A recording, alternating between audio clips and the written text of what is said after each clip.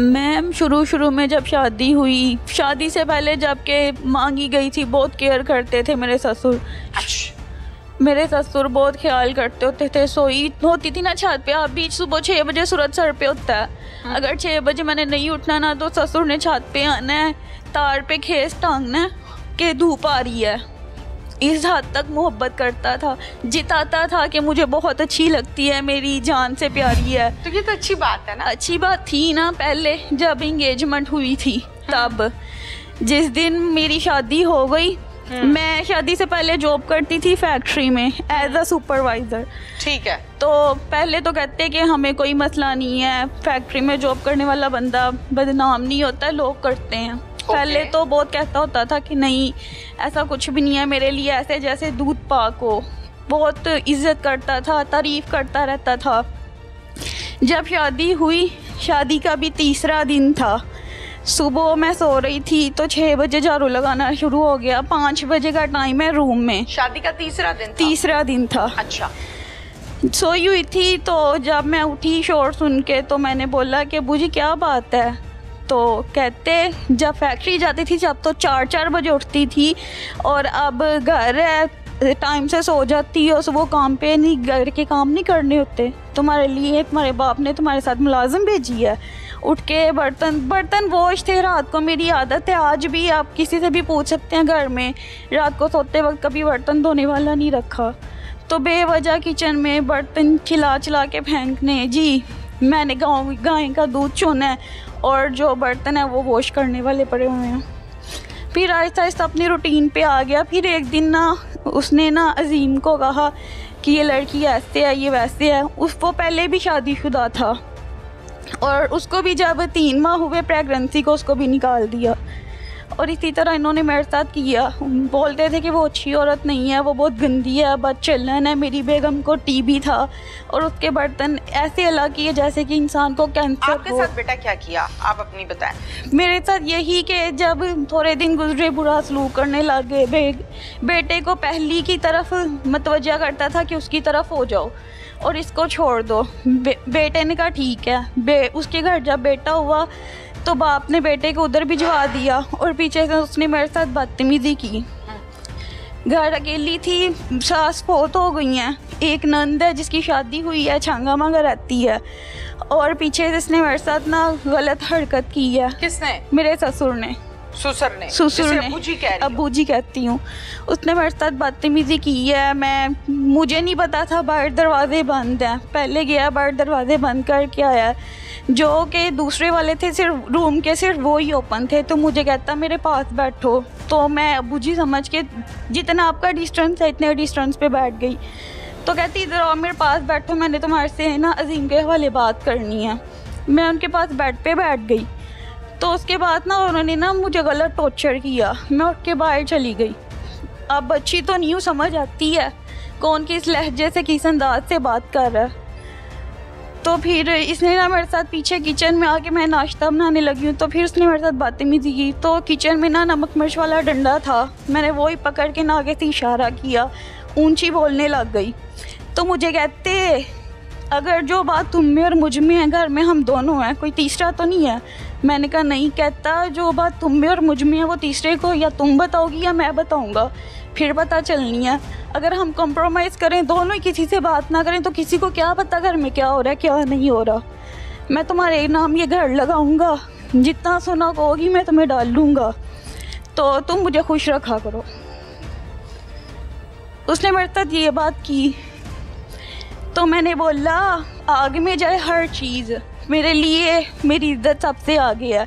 मैंने छोड़े सारा कुछ, तो जाने लगी। तो कहता हम सही औरत की बेटियां 2 तलाक याफ्ता हैं और माँ को ना बेटियों के गम से अपाहिज जो हुआ है, फालिज हो गया, माँ से उठा नहीं जाता। तो कहता है उसकी माँ का हाल देख रही हो, ऐसे ही तुम्हारी माँ का हाल हो जाएगा तुम्हारा गम सुन के कि बेटी को तलाक होगी। कहता मैं जो चाहूँ ना अपने बेटे से करवा सकता हूँ, मैं अभी चाहूँ ना अभी के तुम्हें घर से धक्के मार के निकाले तो निकाल देगा। उसने वो करना है जो मैंने उसको कहना है। मैंने कहा अगर मेरी माँ को हो गया ना फालिज तो कोई बात नहीं। बोला कि लंबी आप लोगों की लड़ाई बहस हुई होगी ना, फिर आपने इस बात के बारे में अपने शौहर को बताया? जी बताया। उसने कहा तुम्हें तो अच्छा ही नहीं लगता, बकवास करते हो, तुम दफा हो जाओ, आज के बाद मेरे साथ इस लैब बारे में बात ना करना। अपने वालिदैन को बताया? अपने वालिदैन को बताया। मेरे वालिदैन हो गए थे एग्री मेरी डिवोर्स के लिए। फिर डिवोर्स ली? नहीं ली, डिवोर्स नहीं ली। उससे पहले उसने उसके कान भरे, उसने मुझे धक्के धुक्के दे के घर से बाहर निकाल दिया।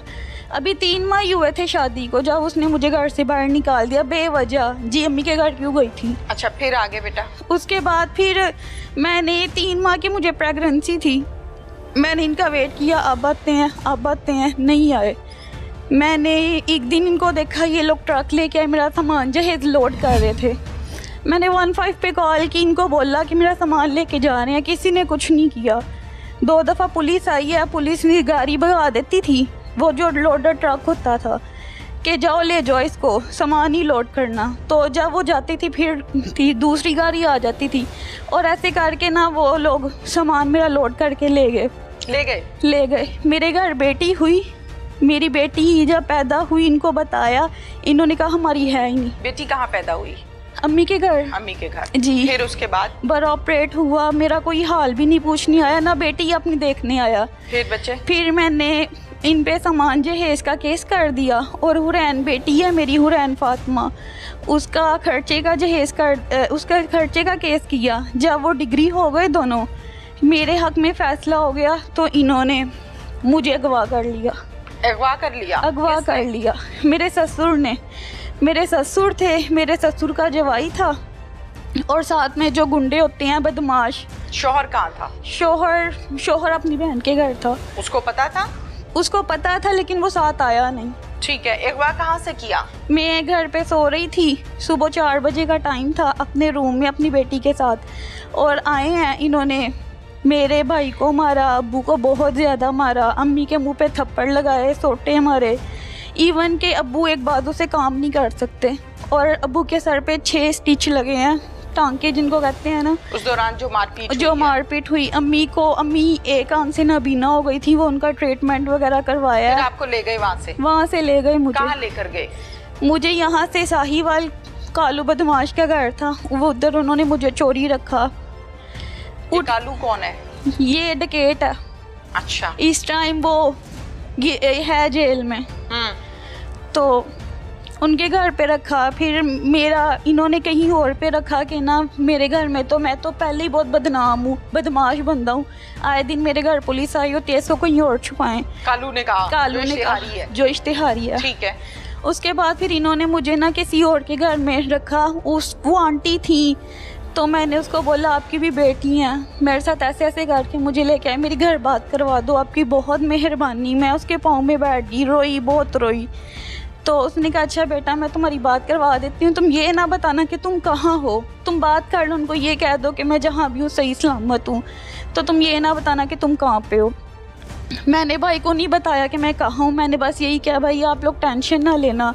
तो ये नहीं कहा कि मुझे बचाएं आके? नहीं, क्योंकि मुझे वो कहते थे अगर तुमने किसी को बताया या कि कुछ हरकत की ना, तो तुम्हारे भाई के टोटे टोटे करके नहर में फेंक देंगे, किसी को उसकी लाश भी नहीं मिलेगी। कुल कितने लोग थे? मैम ये लोग जो मुझे घर पे लेने आए थे वो लोग तो थे, एक गाड़ी थी और एक 125 थी, उस पे 2 सवार थे और गाड़ी में 6 अफराद थे, यानी टोटल 8 लोग थे। 8 लोग थे। जब आपको दूसरे घर में रखा जिनसे फोन लेके आपने वो लोग मेरे पास, उसके बाद अजीम भी आ गए थे। जब इन्होंने मुझे, आपके शौहर? जी। अच्छा। जब इन्होंने अगवा कर लिया, उसको फोन किया कि हम उसको लें, अब तुम भी आ जाओ। फिर वो भी आ गया। फिर उसने आके तहफ़्फ़ुज़ नहीं दिया? नहीं। बचाया नहीं? क्या कहा? उसने यही कहा कि केस वापस ले लो तो घर बसाओ, लेकिन वो ऐसा कोई कनेक्शन नहीं था उनका घर बसाने का, वो सिर्फ ये चाहते थे कि ये केस वापस ले लो और उसके बाद हम इसके टोटे करके नहर में फेंक दें और अपनी बेटी ले लें। अच्छा। फिर उसके बाद फिर मैम इन्होंने मुझे वहाँ पे रखा, मैंने फ़ोन करवाया, भाई ने पुलिस वालों से नंबर ट्रेस करवाया, तो ये लोग आए मेरे पास, रेड की इन्होंने, पुलिस वगैरह आई। तो जब इनको पता लग गया फिर वो लोग मुझे वहाँ से गायब कर लिया उन्होंने।